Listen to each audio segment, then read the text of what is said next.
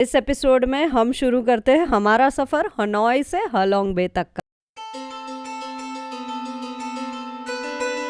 Halong Bay cruise के बारे में तो सुना होगा, पर आज हम डिस्कवर करेंगे हालोंग सिटी। जानिए हालोंग बे में हमने 3 दिन कैसे बिताए और कुछ ऐसी जगहों के बारे में जो आपने किसी और व्लॉग में तो ज़रूर नहीं देखी होगी। ऐसे व्लॉग्स के लिए सब्सक्राइब ज़रूर कर लेना चैनल को। And now we are traveling to Halong City. So Hanoi से Halong City ड्यूरेशन शायद 3.5 hours है। तो इफ़ इन केस आप ट्रैवल प्लान कर रहे हो तो यू ट्रैवल अकॉर्डिंगली। अगर अर्ली मॉर्निंग निकलोगे अराउंड 9 और 10 o'clock तो आप आराम से अपने चेक इन टाइम तक पहुंच जाओगे वहाँ के। हमने वहाँ पे अपार्टमेंट ही लिया है which is facing the bay area, तो हम लोग बहुत एक्साइटेड है जाने के लिए। सो वहाँ जाके मैं बताती हूँ, विल एक्सप्लोर द सिटी।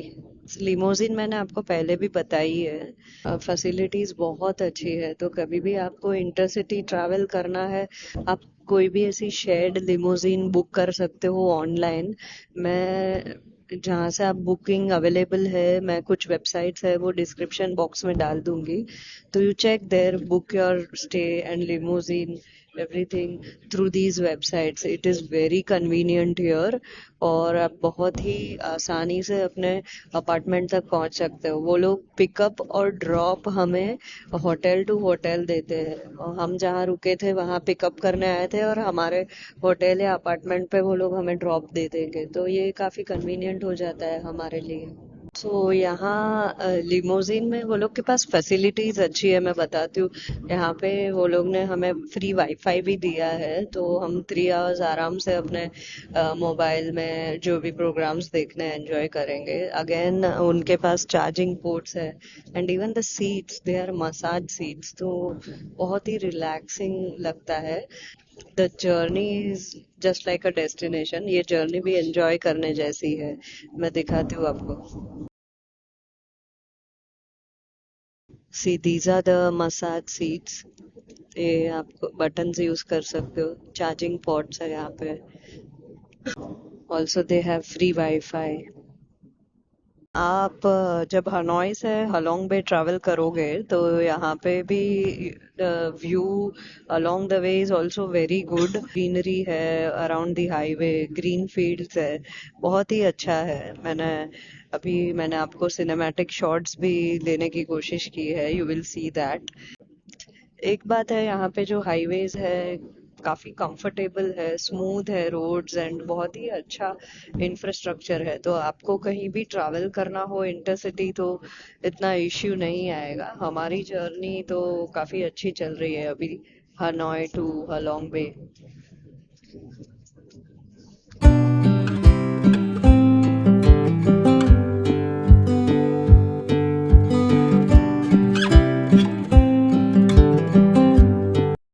तो अभी हमने यहाँ पे एक क्विक ब्रेक लिया है। इन्होंने हमें यहाँ पे हॉल्ट दिया है, वॉशरूम ब्रेक है।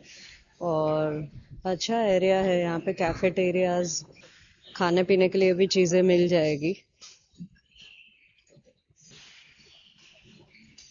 It's a huge place. Stores भी है अगर आपको चिप्स वगैरह लेना है तो। या let's walk around and see. Coffee shop सब कुछ है।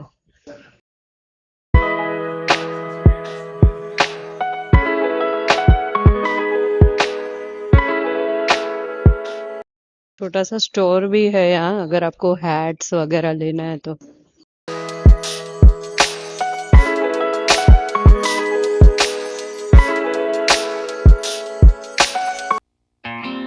वेल देखते ही देखते इस कंफर्टेबल लिमोजिन राइड में 3 घंटे कैसे बीत गए हमें पता ही नहीं चला। वेल यहाँ के हाईवेज बहुत ही वेल मेंटेन्ड है, और हाँ, नज़ारों का तो जवाब ही हमने एयरबीएनबी बुक किया था यहाँ। हमारा अपार्टमेंट थोड़ा सा अवे था मेजर प्लेसेस से, बट बहुत ही अच्छा था। अपार्टमेंट में फ्रेशन अप होके हम सीधा चले गए लंच के लिए। यहाँ पे एक रेस्टोरेंट थी, इंडियन रेस्टोरेंट, जो बहुत ही अच्छे रिव्यूज के साथ है। कल हम वही जा रहे थे। हालोंग बे वैसे तो सब क्रूज के लिए ही आते हैं, बट हमने यहाँ पे डिसाइड किया था कि हम सिटी एक्सप्लोर करेंगे, वो भी 3 दिन। वेल ये बहुत ही प्यारा सिटी है, पूरा कोस्टल लाइन से घिरा हुआ। हमारा अपार्टमेंट भी सी फेसिंग था, जो बहुत ही प्यारा था। वियतनाम का ये छोटा सा टाउन बहुत ही यूनिक है। और हाँ, यहाँ पे कम्यूटिंग का तो कोई टेंशन ही नहीं, आपको इजीली ग्रैब टैक्सी मिल जाएंगी हालोंग बे में भी। एज हम यहाँ 3 दिन के लिए रहे थे, लेकिन ट्रांसफर्स का तो हमें कभी इशू नहीं आया। ग्रैब्स कभी भी अवेलेबल थी हमें पिकअप और ड्रॉप करने। वेल हाँ, अगर आप एयरबीएनबी बुक करते हो तो मेजरली वो दूसरे एरियाज में रहेगा जहाँ से टूरिस्ट प्लेसेस थोड़ा सा दूर है। तो हाँ, ग्रैब टैक्सी के कॉस्ट को ज़रूर ऐड कर लेना अपने बजट में। वेल हालोंग सिटी में भी बहुत सी इंटरेस्टिंग चीज़ें हैं करने को। हम हालोंग बे क्रूज भी डिस्कवर करेंगे नेक्स्ट एपिसोड में। तो अभी हम आए हैं यहाँ पे Vanakkam Indian family restaurant at Halong city. काफी अच्छा है, स्पेशियस रेस्टोरेंट है और फूड भी अच्छा लग रहा है। Once we have food, I'll review the food also. Have a well look. Halong Bay में भी हमें इंडियन रेस्टोरेंट तो मिल ही गई। ये रेस्टोरेंट बहुत ही स्पेशियस है। यहाँ पे ग्रुप्स के लिए भी काफ़ी फैसिलिटीज़ है। अगर आप ग्रुप में ट्रैवल कर रहे हो तो भी कोई टेंशन नहीं। यहाँ हमने कांदा भज्जी ऑर्डर की थी जो हमें बड़ी टेस्टी लगी। और हाँ, नॉर्थ इंडियन क्यूजीन का तो जवाब ही नहीं। पनीर की सब्जी, दाल मखनी। तो यहाँ का मैंने ट्राई किया, दाल मखनी जरूर खाना है। अमृतसरी कुलचा जस्ट वाओ, खाना बहुत ही वेल टेस्टी है। हमारे 3 दिन के ट्रिप में हम इंडियन खाना खाने यहीं आते थे। हमने और भी काफ़ी डिशेस ट्राई की इन दिनों में। हमने काठी रोल ट्राई किया, कोफ्ते ट्राई किए, स्टफ परोठा, मिस्सी खाना रोटी। टेस्टी और एकदम दिल्ली स्टाइल था। वेल रेस्टोरेंट से 15 मिनट वॉकिंग डिस्टेंस पे है सन वर्ल्ड थीम पार्क।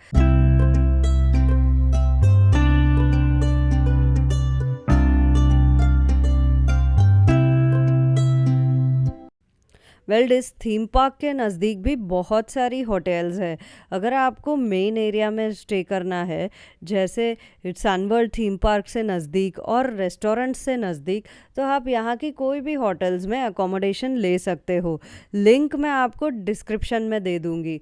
वेल ये होटल्स भी रीज़नेबली प्राइस्ड है और रूम्स बहुत ही अच्छे हैं, 5 स्टार लेवल तक के। थीम पार्क का एंट्रेंस बेहद ही खूबसूरत बनाया है। हर जगह आप फोटोज़ खींच सकते हो। प्यारे लॉन्स और स्पेशियस जगह है ये पूरी। एंटर करते ही आपको एटलीस्ट 5 to 10 मिनट्स वॉक करना पड़ेगा टिकट काउंटर तक। वेल सन वर्ल्ड थीम पार्क के 3 मेजर सेक्शंस है। एक अम्यूजमेंट पार्क है, दूसरा यहाँ पे वाटर पार्क है, एंड द थर्ड वन जो मेजर प्लेस है सन हिल्स एरिया, जहाँ पे आपको ज़रूर विजिट करना चाहिए। यहाँ का अम्यूजमेंट पार्क और वाटर पार्क सिर्फ वीकेंड्स पे खुला रहता है। अगर आप यहाँ जाना चाहते हो तो आप पहले से ही यहाँ पे इंक्वायरी कर लेना इन थीम पार्क्स के लिए। देखते ही देखते हम पहुँच गए टिकट काउंटर तक। वेल ये जगह बहुत ही वेल मेंटेन्ड लगी मुझे। वेल आपको अगर टिकट्स खरीदनी है तो आप ऑनलाइन भी खरीद सकते हो। ये बेटर ऑप्शन रहेगा, बिकॉज ये थीम पार्क वैसे भी आफ्टरनून के बाद खुलता है, तो यहाँ पे एक साथ रश हो जाता है टिकट्स खरीदने के लिए। वेल आफ्टरनून में यहाँ पे थोड़ी सी धूप भी रहती है। मैं रेकमेंड करूँगी आप अपने सनग्लासेस या कैप ज़रूर कैरी करना, और हाँ, वाटर बॉटल भी ज़रूर लेके आना यहाँ पे। एज आई मैंशनड, हम यहाँ सिर्फ सन हिल्स एरिया ही घूमने आए हैं। हम यहाँ पे केबल कार से जाएंगे सन हिल्स एरिया तक। वेल यहाँ की केबल कार बहुत ही यूनिक है। ऐसी केबल कार में तो मैं पहली बार ही बैठी हूँ। ये 2 स्टोरी केबल कार है और अप्रॉक्सीमेटली यहाँ पे इस केबल कार में 100 जन एक साथ सवार हो सकते हैं। ये बहुत ही फैसिनेटिंग लगा मुझे और एक्साइटेड भी हो गई मैं वहाँ पे विज़िट करने के लिए। ये रहा यहाँ का टिकट काउंटर। वेल यहाँ पे हम यही इंक्वायरी कर रहे हैं कि कैसे टिकट्स मिलेगी केबल कार के लिए। फाइनली हमने टिकट्स तो खरीद ली और अब हम जा रहे हैं केबल कार से सन हिल्स एरिया की तरफ। वेल यहाँ पे फैसिलिटीज़ तो बहुत अच्छी थी। पूरा टिकट काउंटर का एरिया एयर कंडीशनड था और यहाँ पे वॉशरूम्स भी है अगर आपको फ्रेशन अप होना है तो। वेल यहाँ पे हमने सुविनियर शॉप्स भी देखी। अगर आपको कैप्स वगैरह खरीदनी है तो आप यहाँ से भी ले सकते हो। And then we headed towards the cable car pickup point. As यहाँ की केबल कार बहुत ही ह्यूज है, हमने थोड़ी देर वेट किया और ग्रुप को ज्वाइन करने के लिए। उसके बाद हम फटाफट चले गए केबल कार की तरफ। टिकट काउंटर की ये लॉबी भी बहुत ही ह्यूज थी। यहाँ पे कैफेटेरियाज भी थे। फाइनली हम पहुँच गए केबल कार के अंदर। वैसे ये केबल कार किसी बस से कम नहीं लग रही थी। मैं एक बाजू हैंडल पकड़ के खड़ी थी और हाँ, व्यू तो बहुत ही एंजॉय किया यहाँ से हमने। हालोंग बे का एकदम ही परफेक्ट व्यू था केबल कार से। देखिए, मैं दिखाती हूँ आपको नज़ारे। दुनिया में ऐसी अजीब चीज़ें देख के ही मज़ा आ जाता है। पहली ऐसी केबल कार थी जिसके मैंने 2 फ्लोर देखे थे और इतने सारे लोग एक ही केबल कार में सवार थे। यकीन ही नहीं हो रहा था मुझे। वियतनाम अगर आ रहे हो और अगर आपके पास थोड़ा सा एक्स्ट्रा वक्त है तो हलोंग बे का ये ट्रिप मिस मत करना। सनवर्ल्ड पार्क बहुत ही यूनिक है और हाँ, हलोंग बे में और भी काफ़ी जगह है। ये देखिए, नज़ारे यहाँ से बहुत ही खूबसूरत दिखते हैं। एक शॉर्ट राइड के बाद हम पहुंच गए सन हिल्स एरिया में। सन हिल्स एरिया का भी एक बहुत बड़ा लॉबी है। हम एंटर करते ही प्ले एरिया की तरफ चले गए। यहाँ पे चिल्ड्रन के लिए काफ़ी बड़ा प्ले एरिया है।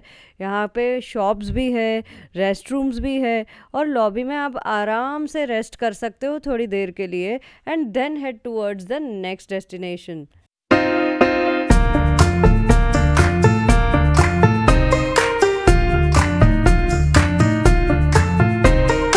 लॉबी से एग्ज़िट करते ही आप एक अलग ही एरिया में आ जाओगे। यहाँ के नज़ारे भी बहुत खूबसूरत है। यहाँ पे इन लोगों ने बहुत ही वेल मैनेज किया है इस जगह को। इतने सारे फोटोग्राफिक स्पॉट्स है, लॉन्स है और बहुत ही प्यारा एरिया है ये सन हिल्स। इवनिंग्स में सनसेट में तो ये जगह कुछ और ही दिखती है। हमने भी यहाँ पे काफ़ी फ़ोटोज़ खींचे और फिर यहाँ पे और भी चीज़ें एंजॉय की। अगर आप आते हो तो आपको काफ़ी चीज़ें यहाँ पे टिकट में इंक्लूसिव ही मिल जाती है। यहाँ की एक बहुत ही अच्छी राइड है समुराई राइड, जो आप मिस मत करना। ये बहुत ही रोलर कोस्टर टाइप राइड है और आपको यहाँ से इस राइड से नज़ारे भी बहुत अच्छे दिखते हैं। यहाँ की जितनी भी मेजर राइड्स है, हर राइड टिकट कॉस्ट में इंक्लूसिव है, जो आपकी सारी प्रॉब्लम सॉल्व कर देगा और आप आराम से सब कुछ एंजॉय कर पाओगे। हमारी फर्स्ट राइड एंजॉय करके हमने थोड़ी देर रेस्ट लिया और फिर वापस निकल गए एक्सप्लोर करने जगह को। टहलते टहलते हमारा नेक्स्ट स्टॉप था ये बहुत ही प्यारा ब्रिज। शाम को तो यहाँ पे बहुत ही रिफ़्रेशिंग लगता है। The whole place is lit up with lights और नज़ारे बहुत ही खूबसूरत दिखते हैं यहाँ से। हाँ, यहाँ पे काफ़ी व्यू पॉइंट्स भी है, कुछ फ़ोटोग्राफिक पॉइंट्स भी बनाए हैं जहाँ पे आप खूबसूरत फ़ोटोज़ खींच सकते हो। हमारा नेक्स्ट स्टॉप था रेड ब्रिज। ये बहुत ही यूनिक ब्रिज लगा मुझे। स्टेप्स बहुत ही वर्टिकल थे और यहाँ से नज़ारा कुछ ऐसा दिखता था थीम पार्क। ब्रिज से जो फेरिस व्हील नज़र आ रही थी, हम वहीं जा रहे थे। ये फेरिस व्हील हालोंग बे से काफ़ी जगहों से आपको दिखेगी। ये एक हाईलाइट है पूरे सिटी का। फेरिस व्हील की राइड भी इंक्लूसिव है आपकी टिकट में। फेरिस व्हील भी काफ़ी वेल मैनेज्ड थी। आप अपने ग्रुप के साथ एक केबिन में बैठ सकते हो और नज़ारे एंजॉय कर सकते हो टॉप तक।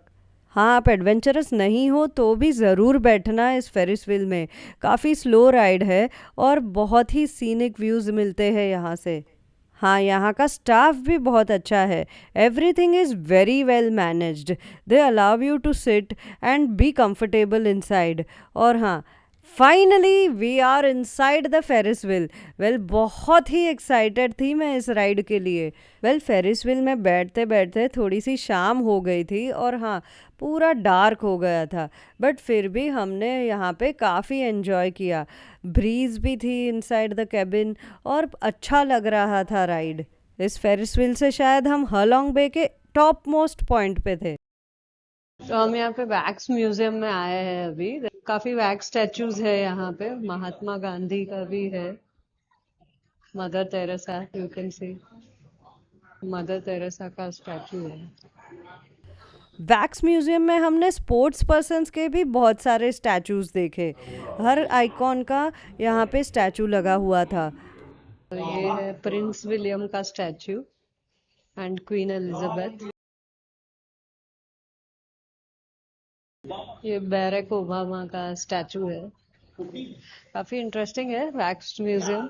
यहाँ पे टिकट सारी इंक्लूसिव है, तो आप आराम से विजिट कर सकते हो ये सब अट्रैक्शन पे यहाँ पे। ये मेरा फेवरेट सेक्शन था वैक्स म्यूजियम में। माइकल जैक्सन और सारे पॉप स्टार्स थे इस सेक्शन में। वेल, सनवर्ल्ड थीम पार्क में ये छोटा सा वैक्स म्यूजियम विजिट भी बहुत ही प्यारा था। लास्ट स्टॉप था हमारा थीम पार्क का। बाहर निकलते ही ये नजारा था। थीम पार्क के बाहर ही सारी लग्जरी होटल। अगले एपिसोड में हम लेके जाएंगे आपको हालोंग बे के लग्जरी क्रूज राइड पे। देखते हैं हालोंग बे क्रूज कितनी ओवर हाइप्ड है या फिर सच्ची में बहुत अच्छी थी।